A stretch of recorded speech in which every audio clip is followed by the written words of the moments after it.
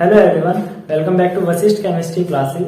चलिए तो आज हम जो बीएससी केमिस्ट्री का सेकंड सेम का सिलेबस है फर्स्ट ईयर में न्यू एजुकेशन पॉलिसी के अकॉर्डिंग उसको आज डिस्कस करेंगे। ठीक है, आपके जो फर्स्ट सेम के एग्जाम है मेरे ख्याल से वो होके होंगे और कुछ यूनिवर्सिटीज में जो है अभी एग्जाम नहीं हुए हैं तो बहरहाल वे भी हो जाएंगे। ठीक है, लेकिन सेकंड सेम जो है आपका अभी से जो है आप तैयारी अपनी स्टार्ट करो। जिनके पेपर हो गए हैं वे भी, और जिनके नहीं हुए हैं वे अपने उन पेपर्स की तैयारी करते हुए थोड़े से जो वीडियो लेक्चर्स हैं वो सेकंड सेम के भी देखते रहो। ठीक है, अब देखो जो आपका सिलेबस है उसको मैं यूनिट वाइज जो है उसको एक्सप्लेन करूंगा, लेकिन उससे पहले मैं आपको जो बेसिक स्ट्रक्चर है जो सिलेबस का सेकंड सेम का उसको जो है मैं आपको यहाँ पे डिटेल में जो है आपको समझाऊंगा। ठीक है, अब देखिए जो आपका फर्स्ट ईयर का सिलेबस है उसमें मैंने आपको पहले भी बताया था कि ये जो है ये एक सर्टिफिकेट कोर्स है। ठीक है, फर्स्ट ईयर तक का। ठीक है, उससे आगे का जो है फिर डिप्लोमा और फिर जो है डिग्री रहेगी। लेकिन जो फर्स्ट ईयर के बाद कुछ ऐसे स्टूडेंट होते हैं जिनकी फाइनेंस जो कंडीशन होती है वो ठीक नहीं होती है, और उस कंडीशन में वे क्या करते हैं कि वे बीएससी को छोड़ देते हैं और सोचते हैं कि कुछ जॉब कर लें। तो उस कंडीशन में क्या होगा कि न्यू एजुकेशन पॉलिसी उनको सपोर्ट करती है। तो क्या होता है कि जो अगर फर्स्ट ईयर आपने कंप्लीट कर लिया है बीएससी केमिस्ट्री में तो आपको एक सर्टिफिकेट मिल जाता है, और वो सर्टिफिकेट है आपका certificate in bio organic and medicinal chemistry. अब देखो जो फर्स्ट ईयर का सिलेबस था उसमें आपको पढ़ा होगा कि आपने ना तो कहीं को जो है बायो ऑर्गेनिक पढ़ी है और ना ही आपने जो है कहीं पे जो है वहां पे मेडिसिनल केमिस्ट्री के बारे में पढ़ा। जो फर्स्ट ईयर था उसमें आपने क्या पढ़ा था, मतलब फर्स्ट जो सेम था उसमें आपने क्या पढ़ा था, उसमें आपने फंडामेंटल्स ऑफ केमिस्ट्री पढ़ी थी और दूसरा क्वांटिटेटिव और क्वालिटेटिव एनालिसिस के बारे में पढ़ा था। लेकिन हाँ वो तो ठीक है, वो जो है आपका यहाँ पे मेडिसिनल केमिस्ट्री के ही अंदर आ जाएगा। ठीक है, जो भी तुम्हारी एनालिसिस होते हैं प्रैक्टिकल्स होते हैं वे तो सारा लेबोरेटरी वर्क तो ठीक है, चलो सर्टिफिकेट कोर्स के अकॉर्डिंग था। लेकिन जो फंडामेंटल्स ऑफ केमिस्ट्री थी वो आपके जो बेसिक जो थे उनको जो है इम्प्रूव करना था, उनको डेवलप करना था। तो वो काम जो है आपका बीएससी फर्स्ट सेम में मेरे ख्याल से हो गया होगा। अब देखो अब यहाँ पे जो सर्टिफिकेट कोर्स है उसकी जो है जो डिमांड है उसके अकॉर्डिंग जो है इसमें कुछ यूनिट्स जो है 8 यूनिट जो है सेकंड सेम में ऐड की गई है, जिनके बारे में मैं आपको बताऊंगा। लेकिन इसका जो सर्टिफिकेट कोर्स का यानी जो फर्स्ट ईयर कंप्लीट होने के बाद बच्चे छोड़ रहे हैं उनके लिए ये मैं बता देना चाहता हूँ कि इसका बेनिफिट ये है कि अगर आप इस सर्टिफिकेट को लेकर किसी भी मेडिसिन कंपनी में जाओगे, ठीक है, या फिर आप फूड वाली कंपनी में जाकर फूड इंडस्ट्री जो होती है उनमें जाओगे तो उस कंडीशन में आपको जो है जो जॉब मिलने की प्रोबेबिलिटी होती है वो बढ़ जाती है, क्योंकि आपके पास एक सर्टिफिकेट कोर्स होता है। ठीक है, अब देखो यहाँ पे जो है यूनिट्स के बारे में मैं बताऊंगा तो मैं आपको मार्क्स बता देता हूँ कि यहाँ पे 25 और 75 मार्क्स रेशो है। ठीक है, जिसमें 25 जो है आपके टेस्ट वगैरह होंगे उनके हैं और 75 जो है वो आपके जो है इस पेपर के।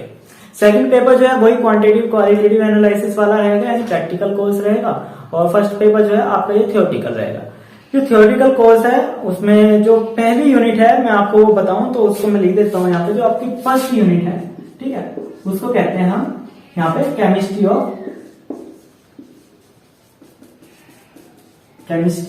Of carbohydrate.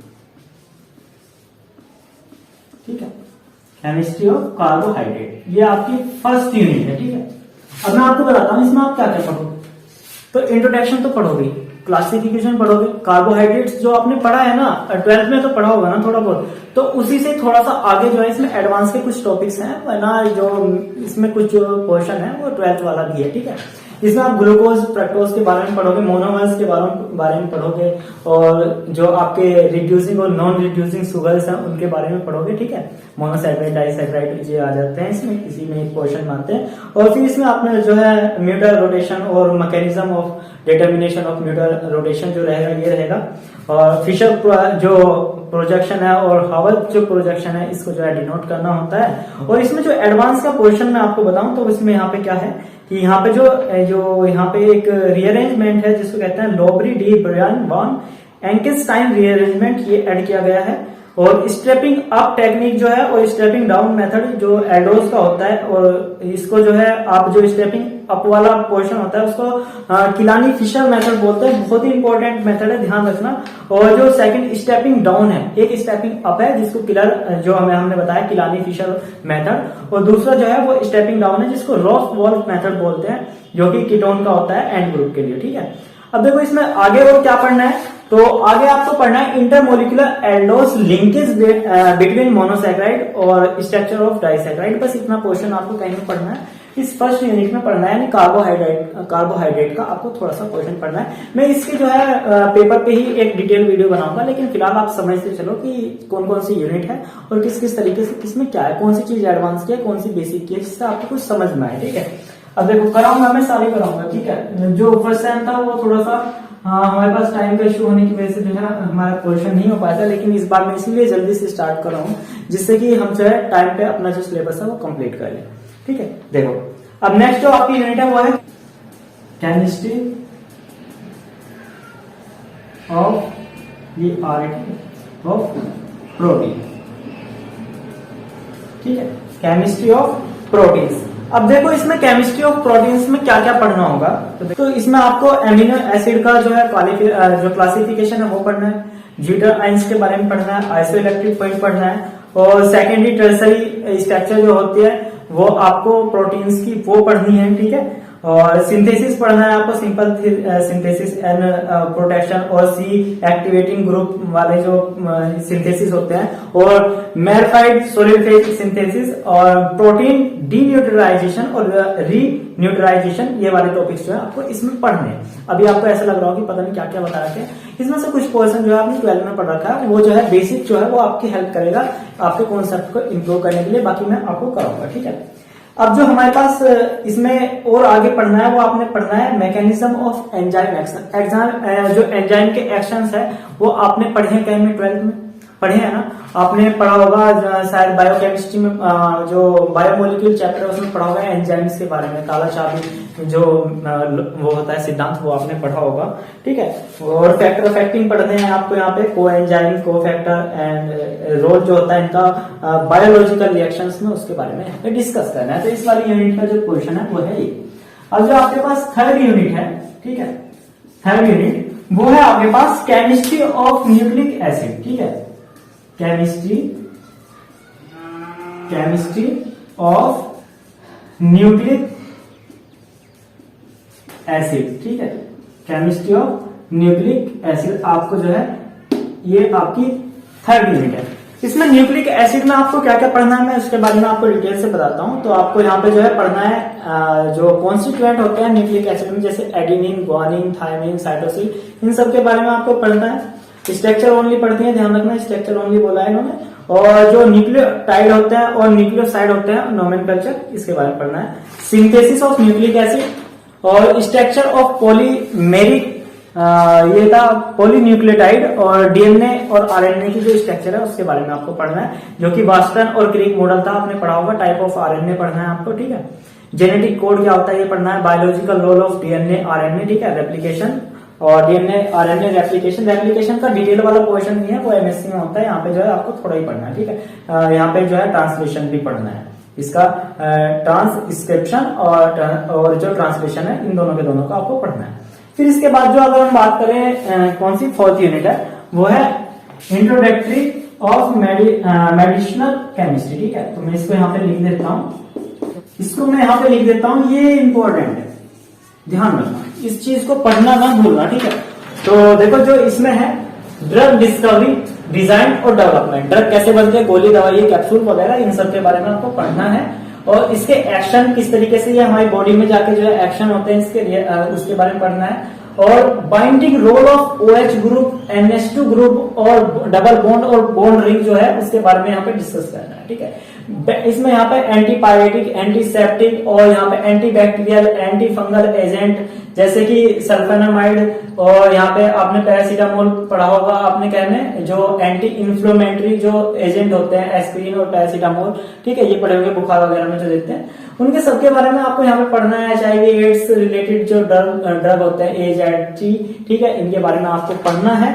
और मेरे ख्याल से मेडिसिनल केमिस्ट्री में जो है बहुत अच्छा सिलेबस इन्होंने यहाँ पे डिजाइन किया हुआ है, और इस सिलेबस से आपको काफी हेल्प मिलेगी। क्या में जब भी आप किसी इंडस्ट्री में जाओगे तो जो इंटरव्यू में क्वेश्चंस पूछे जाते हैं उससे रिलेटेड यहाँ पे जो है आपको बहुत सारी हेल्प मिल जाएगी। ठीक है, तो फिर इसके बाद में बात करता हूँ फोर्थ, जो आपकी जो फिफ्थ यूनिट है वो है आपके पास सॉलिड स्टेट। कौन सी? Solid state. अब देखो जो सॉलिड स्टेट वाली यूनिट है इसमें ध्यान से सुनो भाई, इसमें आपने जो 12th थी उसका फर्स्ट चैप्टर था सॉलिड स्टेट पढ़ा हुआ है, थोड़ा कॉन्सेप्ट वहां से है, थोड़ा नहीं होगा तो वो मैं कराऊंगा, ठीक है। अब देखो यहाँ पे क्या क्या है इसमें डेफिनेशन ऑफ स्पेसलेटिक पढ़ रखा है, यूनिट सेल पढ़ रखा है, ठीक है, मैं कराऊंगा। अब देखो इसमें तीसरा क्या है, लॉ ऑफ क्रिस्टलोग्राफी, ठीक है। लॉ ऑफ क्रिस्टलोग्राफी में आपको क्या है, 3 आपके पास लॉ है, ठीक है, तीनों के 3 लॉ मैं आपको कराऊंगा। और एक्सरे डिफ्रैक्शन आपको पढ़ना है, बाई क्रिस्टल आपने पढ़ा भी होगा, नहीं पढ़ा होगा तो भी कोई बात नहीं, पढ़ोगे। ब्रैग डिफ्रैक्शन आपने पढ़ा होगा, इक्वेशन ब्रैग इक्वेशन पढ़ी होगी, n लैम्डा बराबर 2d sin थीटा, ठीक है, वही वाला है, डिटरमिनेशन है इसका, यहाँ पे प्रूव करना है। डिटरमिनेशन ऑफ क्रिस्टल स्ट्रक्चर जैसे NaCl, KCl और CaCl और पाउडर मेथड जो होता है उसके अकॉर्डिंग आपको यहाँ पे जो है इसको यहाँ पे आपको पढ़ना है, ठीक है। तो सॉलिड स्टेट में इतना ही है।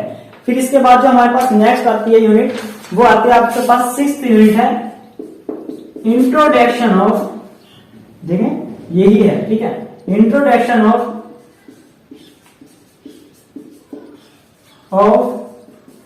पॉलीमर। पॉलीमर साइंस लिख रखा है, केमिस्ट्री लिख रखा है, बस पॉलीमर लिख रखा है, ठीक है, पॉलीमर केमिस्ट्री नहीं। तो इंट्रोडक्शन ऑफ पॉलीमर आपको पढ़ना है भाई। पॉलीमर तो आपने पढ़ा होगा, पॉलीमर केमिस्ट्री, पॉलीमर तो चैप्टर आपका उसमें भी था, 12th में भी था ना, तो वहां से भी आपने पढ़ा होगा। देखो इसमें जो है बहुत इंपॉर्टेंट है पॉलीमर भी, क्योंकि जब भी आप किसी इंडस्ट्री में जाते हो तो ये वाली यूनिट जो सी मैं आपको बता रहा हूँ, मैं आप इसको जो है रेड मार्क कर देता हूँ, ये वाली यूनिट और इस वाली यूनिट का बहुत ज्यादा क्या होता है, महत्व होता है, ठीक है, इंपॉर्टेंस इनकी ज्यादा है, ठीक है। इंपॉर्टेंस क्यों है ज्यादा, क्योंकि जो इंडस्ट्री होती है वो इन्हीं पे बेस्ड होती है, तो आप मेडिसिनल में जाओगे या फिर पॉलीमर वगैरह में जाओगे, ठीक है। तो क्वालिटेटिव और क्वांटिटेटिव एनालिसिस प्रैक्टिकल वर्क तो होता ही है। अब इन चीजों के बारे में पता होना चाहिए। अगर आप मेडिसिन में जा रहे हो, फार्मास्यूटिकल कंपनी में जा रहे हो या फिर पॉलीमर कंपनी में जा रहे हो, इंडस्ट्री में जा रहे हो, तो उसमें आपको पता होना चाहिए। अब इसमें पढ़ना क्या क्या है तो मैं आपको बता दूं, वो पोर्शन तो आपको पढ़ना है जो 12th में था, ठीक है। उससे आगे कुछ एडवांस का पढ़ना है जिसको हम यहाँ पे पढ़ेंगे। तो मैं आपको बता देता हूँ कि यहाँ पे मोनोमर, ओलिगोमर, पॉलीमर और स्टेट जो उनके कैरेक्टरिस्टिक्स होते हैं, क्लासिफिकेशन पढ़ेंगे, ठीक है। क्रॉस लिंकिंग वाला जो मैटर था होता है, मैं आपको एडवांस वाला बताता हूँ। यहाँ पे नंबर एवरेज मोलिकुलर मास जो कि आपको निकालना आना चाहिए, वो आपको यहाँ पे पढ़ना है, ठीक है। फिर इसके बाद जो है यहाँ पे लाइट स्कैटरिंग मेथड पढ़ना है, जेल परमिशन क्रोमेटोग्राफी, ठीक है। और यहाँ पे जो है आपको सिलिकॉन और फास्फोजिन भी पढ़ना है इसी यूनिट में, ठीक है। मैं आपको सारा जो है इसमें डिटेल में आपको जो है वीडियो लेक्चर में ये सारी यूनिट जो है क्या करूंगा यहाँ पे आपको समझाऊंगा, ठीक है। अभी फिलहाल मैं आपको ये बता रहा हूँ कौन कौन सी यूनिट है, किस यूनिट में क्या क्या है, ठीक है। तो अब आपके पास जो 7th यूनिट आती है हम उसकी बात करते हैं। तो 7th यूनिट के बारे में बताते हैं अभी।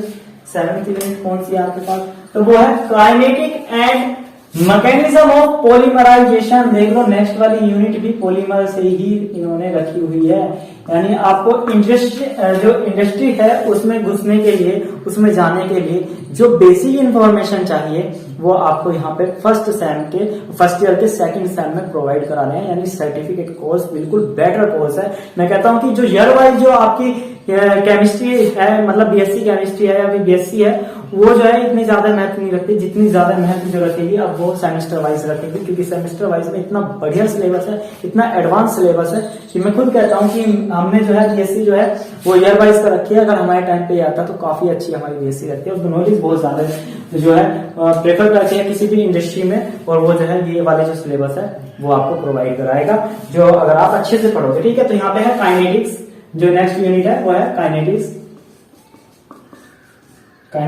And mechanism. इसको मैं शॉर्ट में लिख देता हूं, मैकेनिज्म ऑफ पॉलीमराइजेशन, ठीक है, पॉलीमराइजेशन, इसको जो है हमने शॉर्ट कर दिया, ठीक है। तो ये वाली यूनिट है, इसमें क्या क्या पढ़ना है भाई। इसके बाद आपको क्या इसमें पढ़ना है, आपको polymerization technique, mechanism, kinetic of polymerization, addition, chain growth, polymerization, free radical vinyl polymerization पढ़ना है, ionic vinyl polymerization, Ziegler Natta polymerization, free radical vinyl polymerization, ionic polymerization, सारे पॉलीमराइजेशन पढ़ो भाई, ठीक है। इसमें सारे पढ़ो, इपोक्सी रेजिन और पॉलीयूरेथीन तक जो है आपको इसको पढ़ना है। मैं सारा डिटेल में बताऊंगा, लेकिन अभी आपको ये वाली यूनिट में क्या पढ़ना था मैंने आपको एक सोर्स सा बता दिया है, जो कि आपको ऐसा लग रहा होगा कि हमारे को कुछ समझ में नहीं आया, सर ने क्या क्या बता दिया है ना। कोई बात नहीं, अभी पढ़ो, जब मैं पढ़ाऊंगा तब समझ में आएगा, ठीक है। अब देखो सारा ग्रामर बहुत एडवांस वाला है, ठीक है, टेंशन न लो। ये सारा सारा पढ़ा हुआ है, सब कुछ कराऊंगा मैं आपको। नेक्स्ट है आपके पास सिंथेटिक डाइज। भाई देखो सिंथेटिक डाइज, डाई पढ़ी है ना, कपड़ों पे डाई होती है ना, कपड़ों पे डाई लगा के आते हो। ब्लैक कलर की शर्ट है, रंग उड़ गया है, कलर उड़ गया है, ठीक है, जाओ दे के आओ, कलर कराओ, ठीक है। तो डाई क्या है, डाई के बारे में आपको पढ़ना है, कितने प्रकार की डाई होती है और कौन कौन सी डाई पढ़ोगे, उनमें कौन कौन से उनकी केमिकल रिएक्शन कैसे कैसे है, उनकी स्ट्रक्चर कैसे है, कैसे बनती है डाई, प्रिपरेशन कैसे होती है लैब में, वो सारा सारा इसमें जो आपको पढ़ोगे। लैब की प्रिपरेशन तो नहीं पढ़ोगे, लेकिन हाँ ये जरूर पढ़ोगे किस तरीके से बनती है, ठीक है। लैब को पूरा मेथड नहीं पढ़ाएंगे वे, अभी तो नहीं पढ़ाएंगे, और प्रैक्टिकल में होगा तो उसमें देखा जाएगा। डाई में क्या क्या पढ़ोगे भाई, कलर पढ़ोगे, कॉन्स्टिट्यूशन पढ़ोगे, किस किस तरीके से बने हुए हैं, इलेक्ट्रॉनिक कॉन्सेप्ट जो होता है, क्लासिफिकेशन पढ़ोगे, और जो केमिस्ट्री और synthetic methyl orange, Congo red, malachite green, crystal violet और फिनोफ्थेलिन, फ्लोरोसिन और एलिजरीन और इंडिगो डाई। भाई साहब सारी डाई इन्होंने दे दी है और सबके बारे में आपको पढ़ना है, इंपॉर्टेंट है और काफी इंटरेस्टिंग भी रहेगा जब आप डाई पढ़ोगे। और डाई की जो स्ट्रक्चर होती है वो थोड़ी सी लॉन्ग होती है जब आप उसको बनाते हो, लेकिन वो ऐसी नहीं होती कि हम उसको जल्दी भूल जाएंगे, उसमें जो है सारा ग्रुप का खेल है, ठीक है। अब इसमें जो है सारा इंपॉर्टेंट पोर्शन दे रखा है इन्होंने, और ये 8 यूनिट आपके पास है, और इन 8 यूनिट में जो है आपको पूरा अपना सेमेस्टर कंप्लीट करना है। बुक की अगर बात करें कि बुक कौन कौन सी पढ़नी है, तो बुक में तो इन्होंने बहुत कुछ बता रखा है। इन्होंने बुक की बात करें सजेस्ट में, तो फॉरेन राइटर की इन्होंने जो है 7-8 बुक दे रखी है, और फिर इंडियन राइटर की बात करें तो यहाँ पे जो आपके पास 2 बुक हैं, और ज्यादातर पॉलीमर साइंस के लिए, और जो बुक इन्होंने बताई हुई है वो पी घोष वाली बताई हुई है, जो कि मैकग्रो हिल एजुकेशन जो पब्लिकेशन है उसके द्वारा जो है वो ऑथराइज है, और वो उसके पब्लिशर है, वो पढ़ लेना। बीके शर्मा की पॉलीमर केमिस्ट्री बिल्कुल मत पढ़ना कि कृष्णा पब्लिकेशन है, बहुत बेकार है, मैंने इंडस्ट्रियल केमिस्ट्री में पढ़ी थी। और इसके बाद हम जो 17 जो इसमें नंबर पर बुक बता रखी है, जेएल जैन के लिए फंडामेंटल्स ऑफ बायोकेमिस्ट्री, बहुत अच्छी बुक है, ऐसे एशियन पब्लिकेशन की ये वाली बुक पढ़ लेना, बहुत अच्छी बात है। नहीं पढ़ोगे, एक पर्टिकुलर बुक छपेगी, वो पब्लिश होगी, उसको ही सबके सब पढ़ते हैं, उसी को फॉलो करते हैं, उसी से ही पेपर बनता है। हर यूनिवर्सिटी का अपना एक पर्टिकुलर बुक से होता है, क्योंकि सिलेबस से बाहर नहीं दे सकते। यूट्यूब पे मैं पढ़ाऊंगा, वहां पे आप पढ़ो, ठीक है, मैं आपको सारा मटेरियल कराता हूँ यहीं पे। तो आप जो है बस आपको क्या करना है, आपको वीडियो को लाइक कर देना है, और आपको अगर कुछ समझ में नहीं आता तो आप कमेंट कर सकते हो, और चैनल को सब्सक्राइब कर लो, और फ्रेंड्स के साथ शेयर करना तो बिल्कुल मत भूला करो, क्योंकि आप सपोर्ट करोगे तो मैं जो हूँ यहाँ पे आपके लिए बहुत अच्छे कंटेंट लेकर आऊंगा, और आपके ही लिए जो है मैं ये सारा मटेरियल तैयार करता हूँ। और अगर आपके पास जो कुछ प्रॉब्लम्स है, या फिर आप जो है मुझसे डायरेक्ट कांटेक्ट करना चाहते हो, तो आप टेलीग्राम ग्रुप को ज्वाइन कर सकते हो, और वहां पे भी आप जो है हमसे बातचीत कर सकते हो। और इसी तरीके की प्रॉब्लम के लिए आपके लिए हम जो है 24/7 आवर जो है आपके लिए यहाँ पे प्रेजेंट रहेंगे। आप टेलीग्राम ग्रुप को ज्वाइन कर सकते हो, ठीक है। कोशिश करूंगा कि आपकी प्रॉब्लम जो है जल्दी से जल्दी सॉर्ट आउट हो जाए, और आपके इसी कामना के साथ कि आपका जो ये वाला सेमेस्टर है वो पहले सेमेस्टर से भी बहुत अच्छा हो जाए, ठीक है। तो अब मैं आपका जो नेक्स्ट वीडियो लेक्चर है उसमें मैं आपको डिटेल से ये सारे यूनिट के बारे में एक बार फिर से डिस्कस करूंगा, और फिर उसके बाद जो है आपकी जो है फर्स्ट यूनिट पर जो है लेक्चर स्टार्ट हो जाएंगे, और आपकी जो है स्टडी स्टार्ट हो जाएगी।